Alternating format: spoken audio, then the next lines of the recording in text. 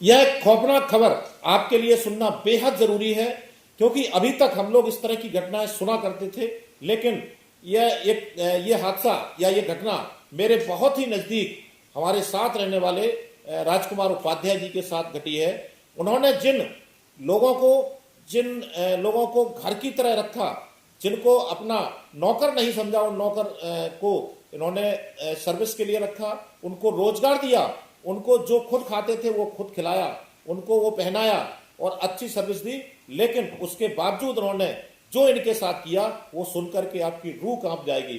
फिरोजाबाद रहना के रहने वाले राजकुमार उपाध्याय जी ने अपनी यहाँ की प्रॉपर्टी बेची थी 32 लाख की।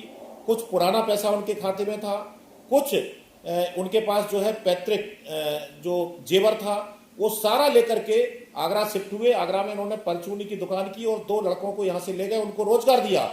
उन लड़कों ने मौका देख करके, क्योंकि उन लड़कों की नजर उनकी संपत्ति पर थी, मौका देख करके उनको 6 बार चाकुओं से वार किया। इसके बाद सिर धरती पर मारा ताकि लोग ये समझें कि ये गिर गए हैं, और इसके बाद जब वो खत्म हो गए तो वहां से चले गए। जब अंतिम संस्कार हुआ तो अंतिम संस्कार में वो लड़के इतना डींगे मार मार कर रो रहे थे कि हमारा तो आसरा छिन गया, हमारा सब कुछ चला गया। लेकिन एक गलती उनकी, जो उससे यूपीआई से पैसा ट्रांसफर किया था, उसके आधार पर जब पुलिस ने उससे को खंगाला तो वो दोनों लड़के शमकित और प्रशांत रहना के निवासी हैं फिरोजाबाद के, ये दोनों पकड़े गए। जो सच उन्होंने उगला उसको सुन करके आपकी रूह कांप जाएगी कि इन्होंने विश्वास का कत्ल किया। और आगरा की जो सिकंदरा थाने की पुलिस है उसने उनको ना तो पैसा बरामद करने के लिए कहीं दबिश दी, ना ही उस पैसे को वसूल करने की कहीं से कोशिश की। केवल उन दोनों अपराधियों को ला करके और थोड़ा सा पैसा बरामद करके उनको सकुशल बाइज्जत जेल भेज दिया।